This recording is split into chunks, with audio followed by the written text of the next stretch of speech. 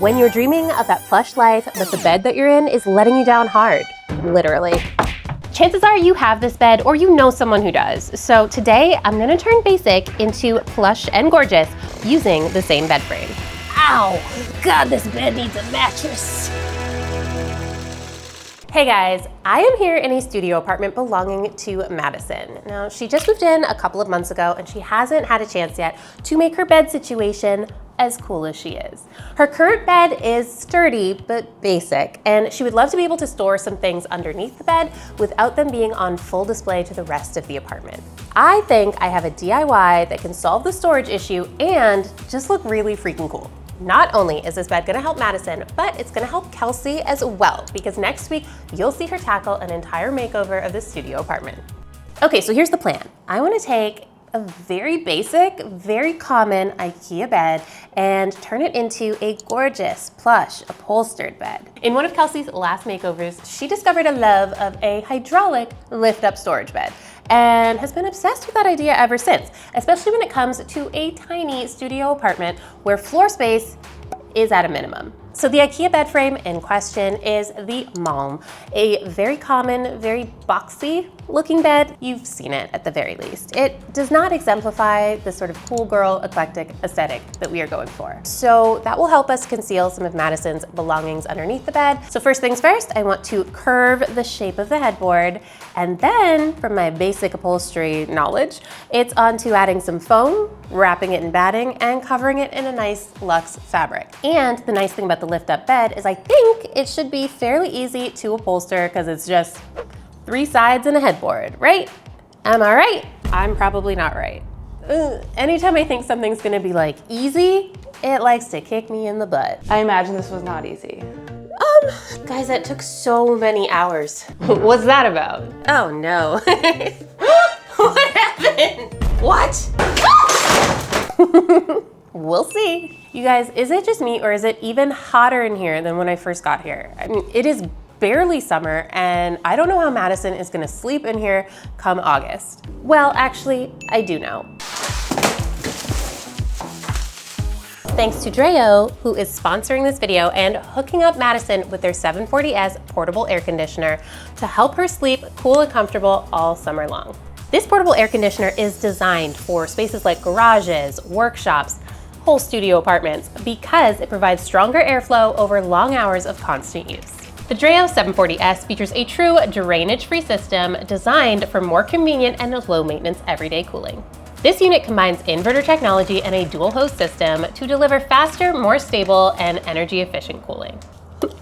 Using a smart multi-sensor system and intelligent water circulation control, this unit automatically manages condensation during cooling operation, which helps to reduce the need for manual drainage even during the hot and humid conditions of summer, because no one wants to be draining their air conditioner in the middle of the night. Speaking of the middle of the night, the Dreo 740S combines inverter technology, a quiet compressor, and sound dampening design to reduce operational noise during use.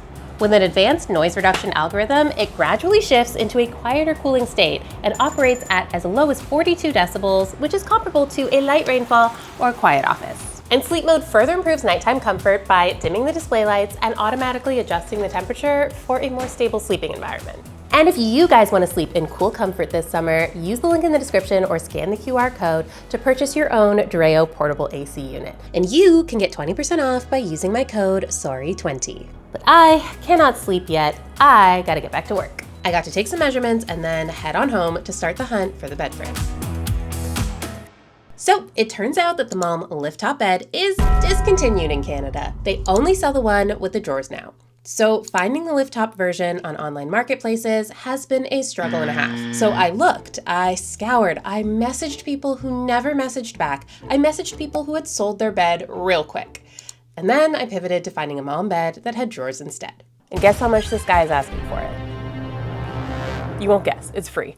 It's free! He doesn't want anything for it. And I think I know why, because the headboard is covered in stickers, which is okay for me because my plan is to cover it anyways. But I think it's meant to be because he's got a picture of a sticker of Harry Styles. And in the description, he says, Harry wants you to have this bed. I gotta find out if Madison is a Harry Styles fan because Madison, Harry wants you to have this bed. So that's what I'm gonna do.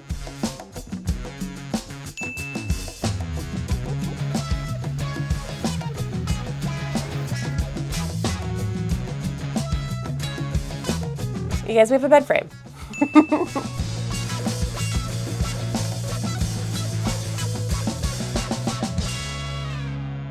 Okay, so since I need to upholster an entire bed frame, I'm gonna need so much fabric, and that definitely has the potential to get quite pricey. So I'm gonna head into one of my favorite fabric stores where the prices are usually pretty good and see if I can find the absolute perfect, luscious, deep, olive green fabric. But you know what? I would love some help to pick the perfect fabric, and I think I know the perfect person to help with that.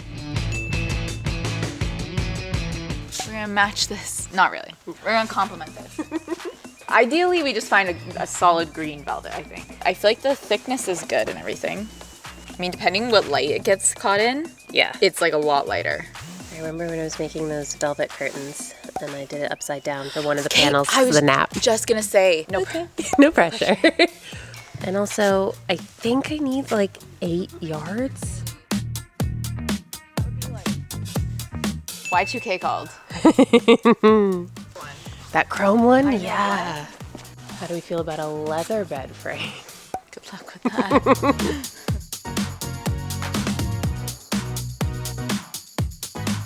This one or this one? Both. Yeah, that's so light now. Now, there were some green fabric options at this store, but none of them were exactly what we were looking for. So we're going to go to another store to see if the right one is out there.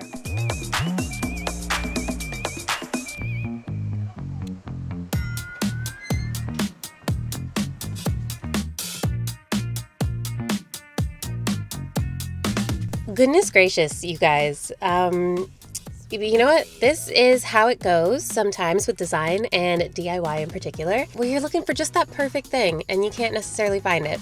So I am in fact back at the original fabric store where we thought I was gonna grab one of the green velvets that we found. Turns out I'm gonna go in and I'm gonna look for some brown options. Plans are changing, but I will keep you updated as soon as I know what's going on, because I don't have any idea right now. Ugh. God. Ay. Pivoting to the bed frame that is all ready and assembled back at home. Okay, here's the deal. Absolutely no shade to the seller of this bed because he was offering it for free. I have absolutely no complaints. I just, sorry lesson incoming. I can't even really call this a sorry lesson because, well, it should have been learned by now. So long story short, the gentleman, very lovely, had the bed disassembled in his garage, but he had unfortunately used a picture of the measurements of the current IKEA MALM bed that they sell, which is not this particular MALM bed. This appears to be an older version that has a lower headboard and is overall lower to the ground. I know, I'm gutted. Oh my God, I can't even. So, since we were aiming for a storage bed that conceals an air conditioner behind it, those two elements missing from this bed frame make this bed frame not ideal for our DIY. I thought about trying to make adjustments to this particular bed frame, add on some wood here and there, and it just started spiraling out of control. It's not enough. So I am gonna change gears a little bit, change directions. I think I am going to pivot and look for another bed frame. But that does beg the question, what am I gonna do with this particular bed frame that is in my garage? Do I hang on to it? You know what? Maybe you guys let me know in the comments down below what you think I should do, because I have made one too many decisions in the past few days and my brain's done. So let me know what you think. Harry, I'm so sorry. When Kelsey and I were first talking through the concept of this bed, she really wanted a lift-up storage bed. Now that particular MALM bed that I picked up wasn't gonna work, I went back to the secondhand marketplaces and guess what? Two lift-up MALM beds available for sale in the GTA. Both of these people got back to me. Like, where was this energy the first time around? But maybe it's the DIY gods conspiring here for us to have the bed we wanted all along. They said I can come pick it up today. How easy is that?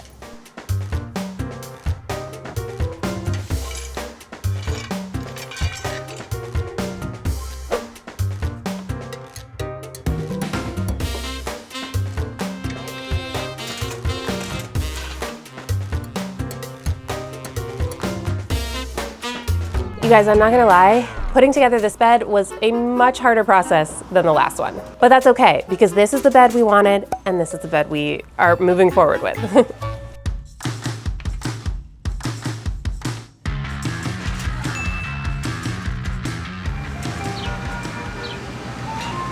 mean, I can't hate. That means it's summertime. We all love summertime. Although, is there ever a bad time for ice cream? Did he turn around? Is he coming back down the street? Can't believe it. There's a child up the street wanting an ice cream. The nerve. She's together and she's beautiful, but she's Naked. so we gotta fix that. We gotta put some clothes on her, starting with the headboard.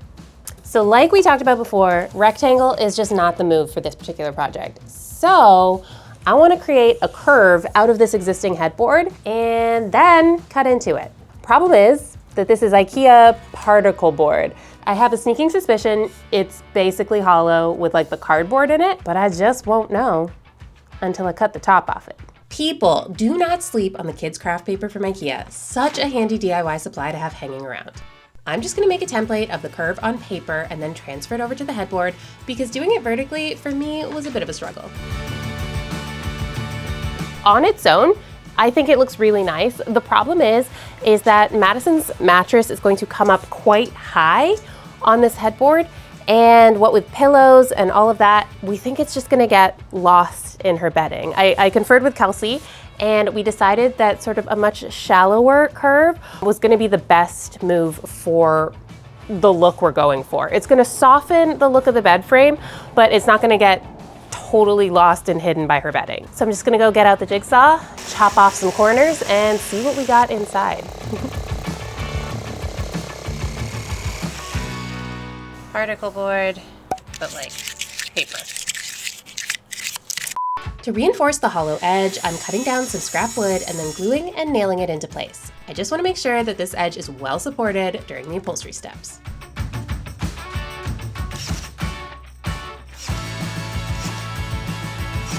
Okay, it's been kind of a long, hot one, so I think I'm gonna leave it there for tonight, and that means tomorrow we tackle upholstery. Good night. Ooh, guys, I'm excited. It is finally time to start upholstering this bed. And yesterday when I was finishing up, I was like, Okay, yeah, I'm gonna start with the headboard. however, seeing as I haven't actually really upholstered before, starting with the most important piece of the bed actually seems kind of silly. So I'm thinking now that I might just start with the side of the bed that nobody's actually really gonna see. And that way, if we make mistakes, we can fix them. To prep this piece, I removed the top cap piece from the side and marked how much of this piece needs to be covered in fabric. And then I removed all the hardware. Then I measured where all the holes are because I do need to know where these holes are when they're covered in fabric so I can reassemble the bed. So from all of my research, I would see that basic upholstery consists of adding foam plus batting or just batting alone on top of your hard surface, depending on the piece and what it's being used for. So because this is the side of the bed, we just want a little bit of softness to soften the look, but we definitely don't need it to be padded like a headboard would be. So we are going to go in with just batting, or I think I've seen it called wadding. My people from other countries, let me know, is that just what you guys call this fuzzy material for upholstery? Wadding? So I picked up, I think about 6 yards of it from the fabric store when I got my fabric, and I'm gonna go ahead and cut it down to put on top of my piece. Now, because for the side piece, it does butt up against the headboard and the footboard pieces, it tucks inside of those, and it's got that top piece on it that we removed, and it's gonna touch the floor. I think that means that I don't need to be wrapping this batting around this piece at all. So I just cut a piece that is the exact dimensions of my side piece, and I'm gonna go ahead and tack it down with some spray adhesive. Now we are on to the most exciting part, adding our fabric. We're talking about our gorgeous, luscious, chocolate brown velvet. Oh girl, that's beautiful. I'm actually just gonna be using this little chalk. It's got a little roller on top. This is from the 11th grade. This is for sure 20 years old. Let's see if it still works.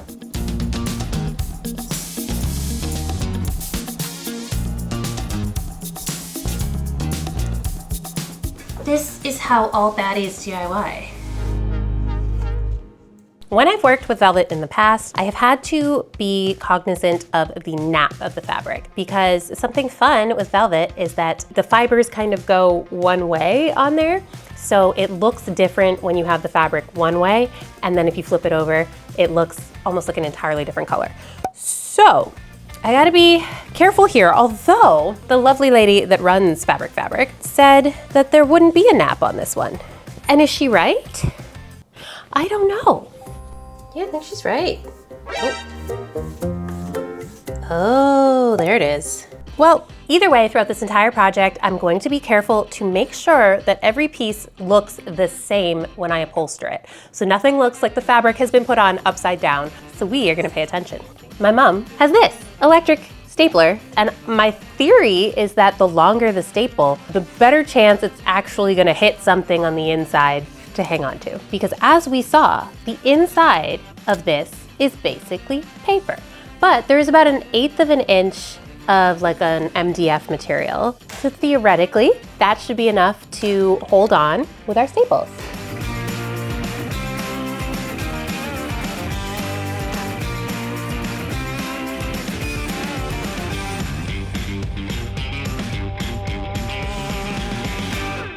The corners are arguably the most difficult part of this upholstery project, so I will let the professionals explain that to you, and I will link the tutorial I tried to follow in the description. I mean, don't look at the corners, they're pretty atrocious, but I'm learning. I think it's because the velvet is stretchy. And since a lot of the pieces are kind of just like this, I might save those for later and actually try out the headboard. So I've got my curved headboard, and we want this one to be extra plush, so under the batting, we are going to add a layer of foam. Now, foam at the fabric store, horrendously expensive. So I did head on over to Facebook Marketplace and found a memory foam mattress topper for $15, and that is what I'm gonna use to give this that extra luxe plush feeling. Oh, this was a mistake. I could just go to sleep right here. Actually, my cat fell in love with this thing. There's a little bit of cat hair on there, so sorry, Madison. But yeah, let's get this out of the cover.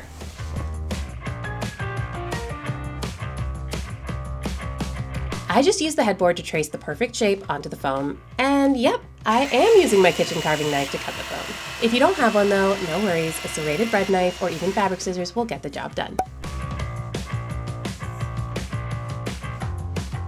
Next, for the batting, I cut a rectangle big enough that I will be able to wrap it around the edges and onto the back of the headboard. I'm also adding another layer of batting around the edges to soften and round out the corners a bit more.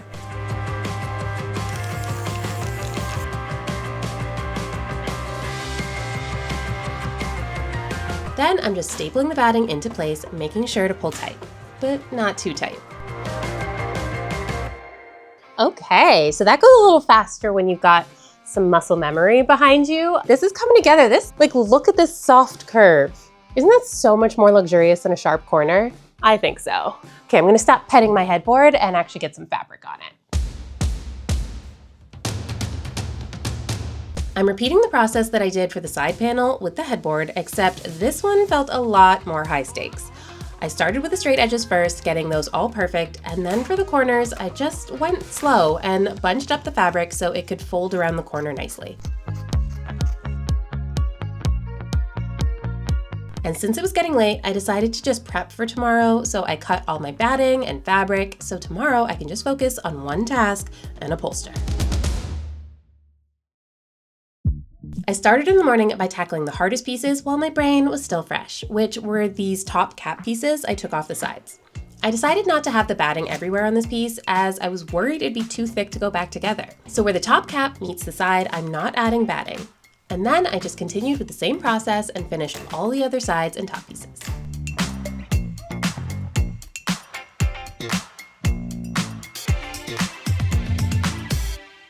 Now, to address the back of the headboard.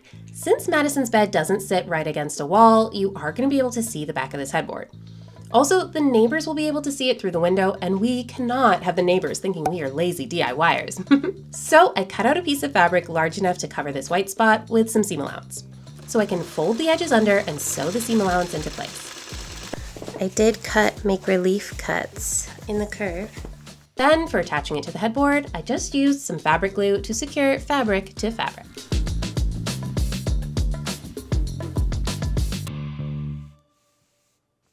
Remember when I wrote down the placement of all the holes? Well, now it is time to find them again so I can put the bed back together. And then I used some fray check that should keep the edges from fraying too much.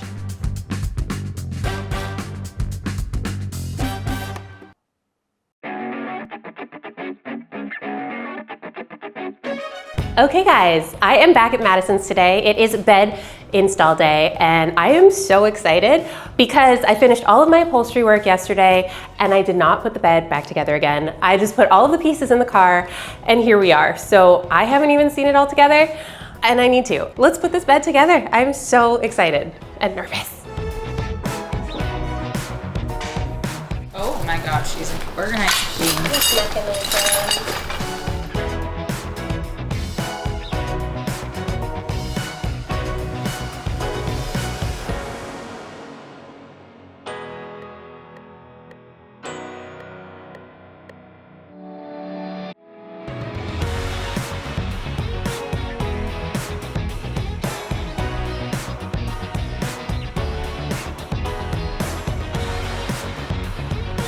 I mean, look at this bed. It's incredible. It's so much better than I thought it was gonna be. And it looks absolutely amazing with all of this beautiful bedding and the color scheme is just perfect. It's concealing the air conditioner really well and it's got storage. How perfect is that? And if you wanna see the rest of the space made up just as beautifully, make sure you tune in to Kelsey's video next week where she's giving the entire studio apartment a makeover. Okay, bye.